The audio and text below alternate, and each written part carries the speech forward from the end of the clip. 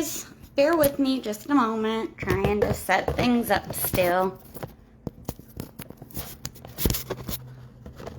Here we go. All right, let's see what we can do here. Okay.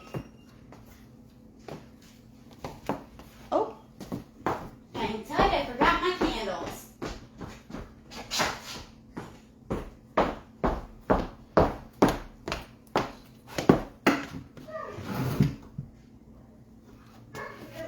All right.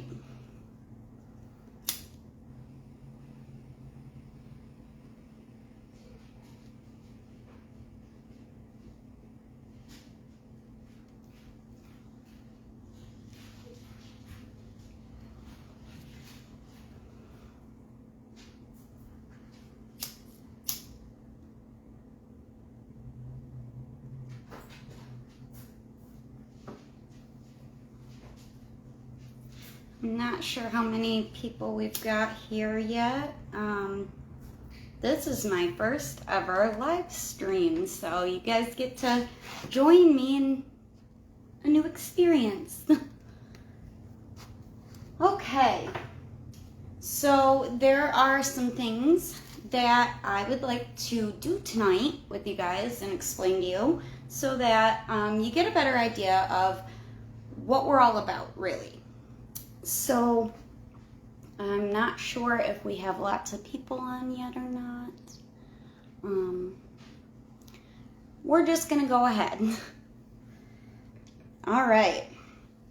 So, thank you for being with me tonight. I'm really excited to share some things. This is our live meet and greet, so I will kind of go over some of the things that we do here at the Magickal Menagerie, and I'm your host, Miss Lynn's the Mystic. So, firstly, let's discuss some maybe misunderstandings or clarify some of the things that people generally will think that they know all about, but they may not really know what we spiritual people tend to, what's the word? Let's just clarify some of the magical terminology. So, a mystic. What's a mystic? A mystic is a person that has attained or believes in the ability to attain power and insight into the mysteries of the universe that may transcend ordinary human understanding. And we do that by direct communication with the divine or spiritual entities or energies, and immediate intuition in a state of spiritual ecstasy. So usually when we are picking up or reading energies, it comes to us in a very uncommon way. Everybody's different. For me, when I'm picking up on an energy, my heart will start to flutter a little bit, and I get almost like small pictures in my mind, or I'll pick up on feelings or emotions that aren't mine. And it takes a lot of years to hone those and be able to use them in a way that we can help other people with. So, next, let's talk about what a psychic is. What is a psychic? Well, I'm sure you probably, have heard this term many, many times. This is a very commonly used term for people that do tarot reading or energy reading or aura reading or things like that. A lot of people associate that term with scams or fortune tellers or things like that. I'm here to kind of change that, I guess, that misconception. Psychics are people that have ESP or extrasensory perception, and they use that ESP in order to pick up information that would normally be hidden from normal human senses, like smell, taste, touch, all those. So it's a sixth sense that we tend to have, and we don't know why we have it, we just do. We're just different. Aura. What's an aura? An aura is the emanation of energy around a living creature. So everybody has their own individual aura, and basically what they are emotional, spiritual, mental levels which form an energy. It's like a mist-like cloud type of color around a person or a living being. We tend to see it in color. It can manifest in different ways. I haven't seen it manifest in different ways. Usually I pick up on somebody's aura color. Pendulum. What's a pendulum?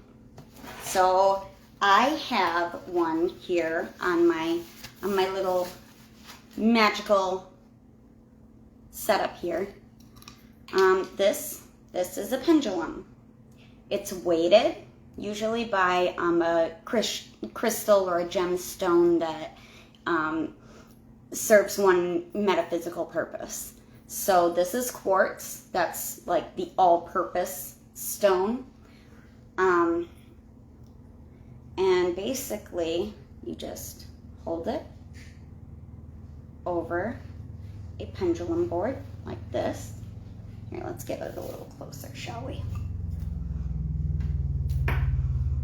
That is a pendulum board. It's commonly used for yes or no questions, but there are different types of boards that you can get that have the alphabet or numbers or different options for answers. And you just kind of hold your pendulum above it, ask a question, and it will start to wave or swing back and forth or front to back or go in circles sometimes. Sometimes it won't move at all. It just depends on what you're asking about and what your answer is going to be. So basically it's a divination tool. So what we use divination tools for are to gain insight into our clients or ourselves, our own life situations. So fortune telling is a good way to put it. Now, it's weighted so it can swing, and then it is commonly used to communicate with spirit. So I say spirit. Some people say God, some people say being, some people call it, the universe. It's called 1,100,000,000 different things. But to me, it's spirit. So spirit comes through and gives an answer about something. It helps us to gather insight into whatever we're asking about. Basically how it works is the pendulum and the crystal will kind of tap our intuition, which is highly active as is. And it allows spirit or second sight or intuition to kind of manifest through energy to move the pendulum. And then that's how we know what we're doing is working. So I consider myself a solitary eclectic witch or pagan practitioner. Now, that's like a lot of words, a lot of crazy words all together, right? So let's talk about that a little bit. What exactly is a solitary eclectic witch? Well, solitary means I practice mainly alone. I don't usually practice spell work or ritual or any of that with other people. I usually will do it on my own. And eclectic means I pull from all kinds of different spiritual belief systems or ancient traditions, ancient rites, old grimoires, things like that. I pull from a little bit of everything and take the things that work for me and work best for me, and I use them in my craft. So that's what eclectic means. And then witch, obviously, that means I am a practitioner of magic.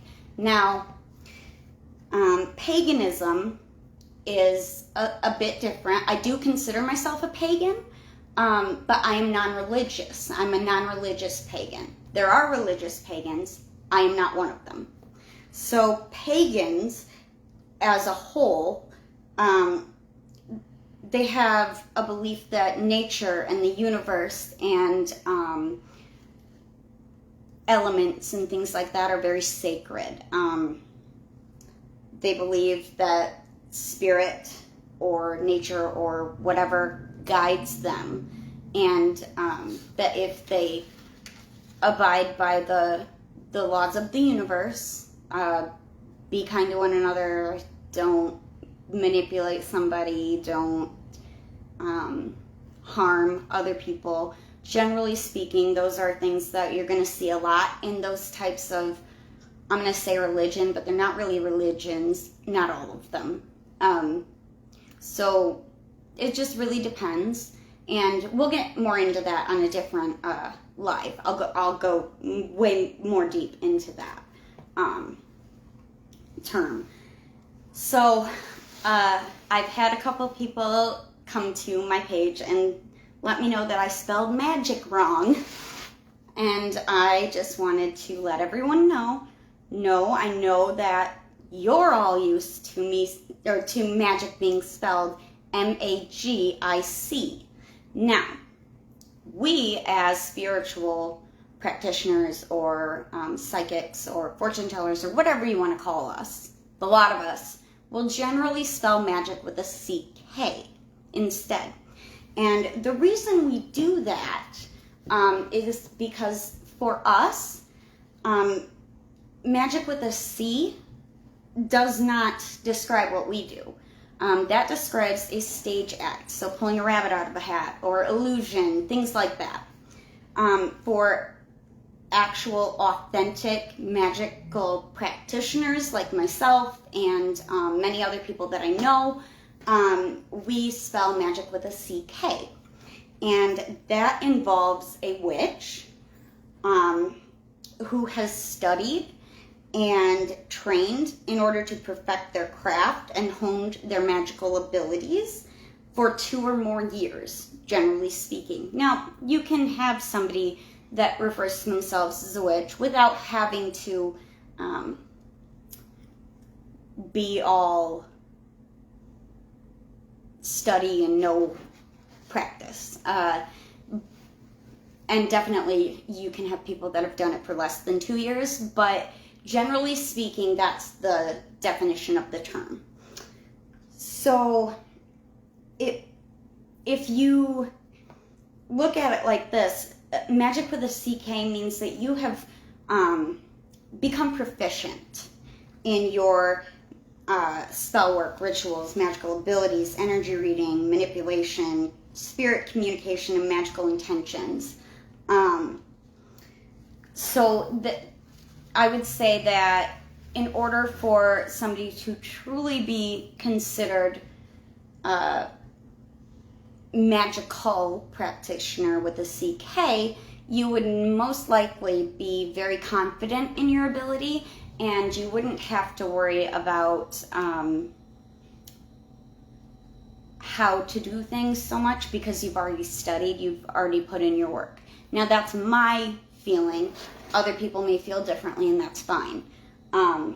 We're kind of a come as you are kind of group, so we will accept you regardless. Now, I'm sure that some of you are probably wondering what my personal abilities are.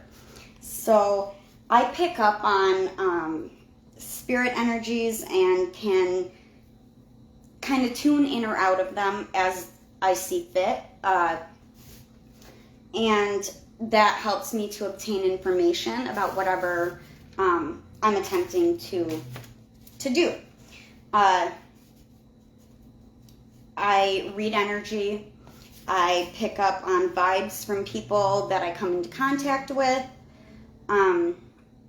I do, however, try really hard to stifle that in myself when I'm first meeting someone, or maybe I haven't had the spiritual conversation with them at that point, so I don't want to overstep boundaries, and I feel that it is an invasion of someone's privacy to read them without permission, although sometimes you can't help it just comes to you. Now, in that case, it's usually a very important message that you're supposed to relay. I normally, if I pick up on something, I won't say it unless I'm asked, because it can make people feel really upset or uncomfortable, depending on what you say. Sometimes, like I said, I can control that. Sometimes I can't. But I try very hard to be in control of my spiritual ability. I'm responsible for that. Nobody else is. So I have to take responsibility and know when is okay to read someone and when is not okay, and what things I should disclose and what things maybe somebody's not asking to hear yet, so I should not push them. I don't ever want to make anyone feel uncomfortable or like I'm pushing my belief system onto them. That is absolutely not what I am here for.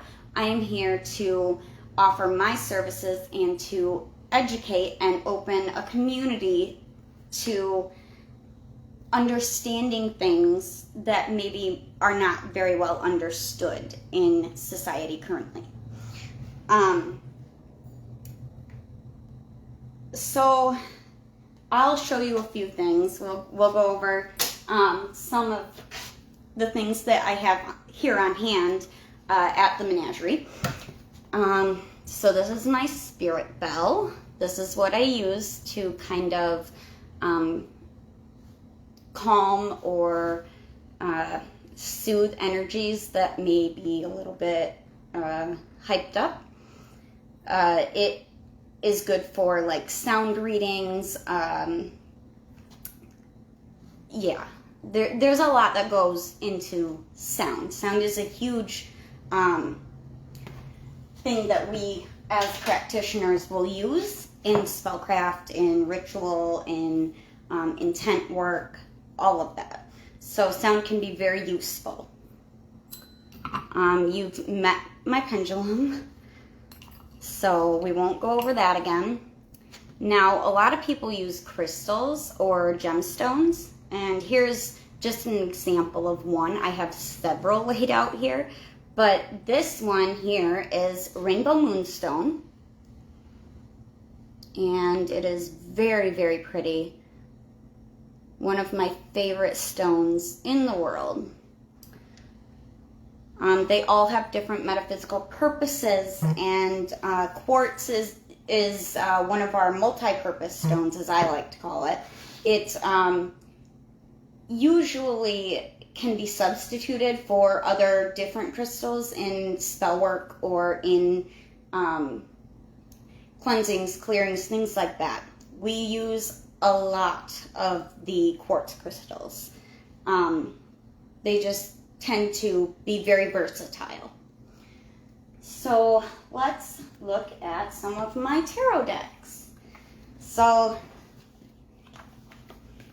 these ones are very cool. I have not used them. I probably won't use them. They are mainly for looks because I'm a huge Borderlands fan. They came in this nifty little box here. And I got it in my box set for Tiny Tina's Wonderlands. In case any of you out there are gamers, you probably know what I'm talking about. Anyway, so we've got Claptrap on front, which is the Fool card. And I won't go over all of the cards and what they mean here on this live, but eventually I will be opening up to teaching tarot for those who want to learn. It's fairly easy to do if you are intuitive. You have to hone that ability, though. You can't just jump right into it, because that's where you get a lot of the fraud stereotype from. People that just decide they're going to do it, and they don't really hone any abilities or seek any spiritual help from the other side of the veil. And they tend to not get very good readings or very accurate readings. And that's actually really common, unfortunately. Gives us all a bad name. So yeah, there's beautiful artwork on these cards, and if anybody wants to see more of them, I can post them in a post on our page. So okay, Tiny Tina deck. This is my Intuitive Night Goddess Tarot deck, and this one was really neat too. It's cranky with me, so usually as tarot readers, we bond to our decks. We clear them before we use them, we bond with them, we get to know them, they get to know us. I know it sounds crazy, but that's what it is. We bond with them in order to give the best readings possible and the most accurate readings possible. So this one is not one I use very often. It's very cranky at me, but they are all women. They are all goddesses. And the artwork is just absolutely gorgeous. And there's the backs. So, there is that.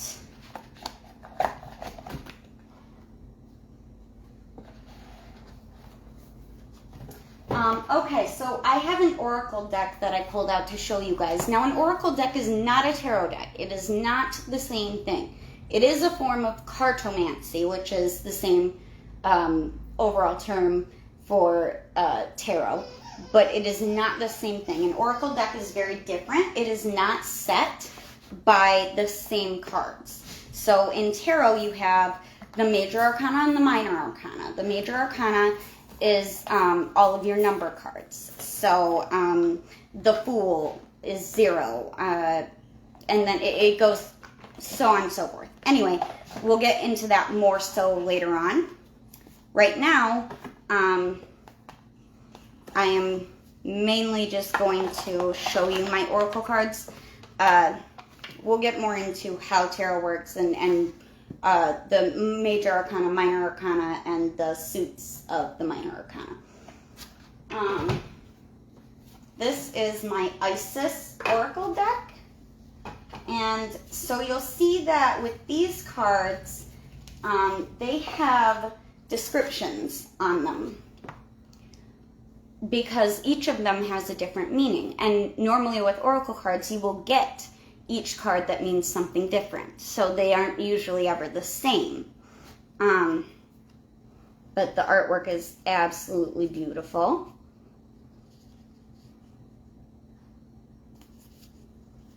And they all have different indications on the back. Okay, so we've gone through a couple of my decks. Let's go through one more, and then I can open up to questions or comments or concerns, or we can just end.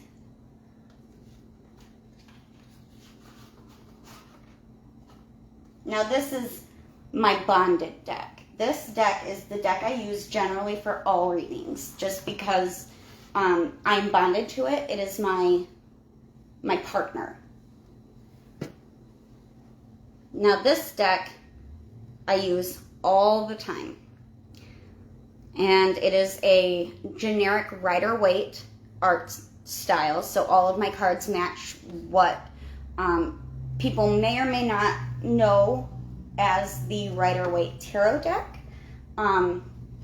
The pictures are very similar, if not the same, for basically all Rider-Waite decks. They may have slight differences, but so there's some of those.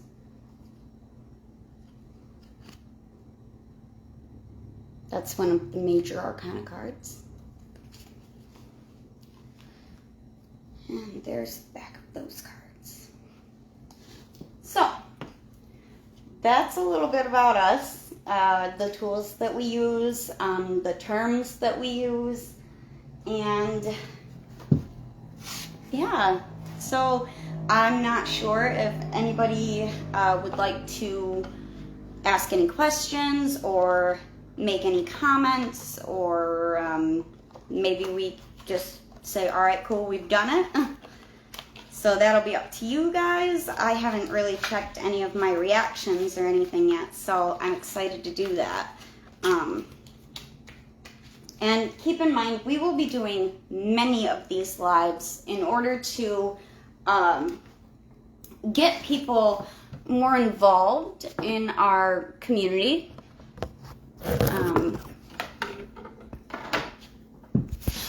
So let's check our reactions. Oh. No, this way. There.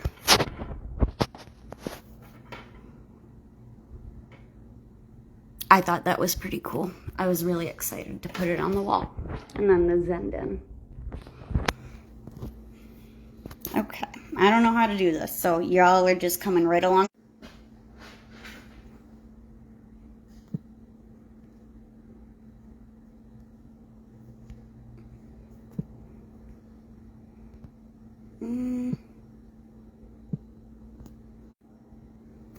Okay, well, I don't see any comments, so, well, I see one, Miss Kim.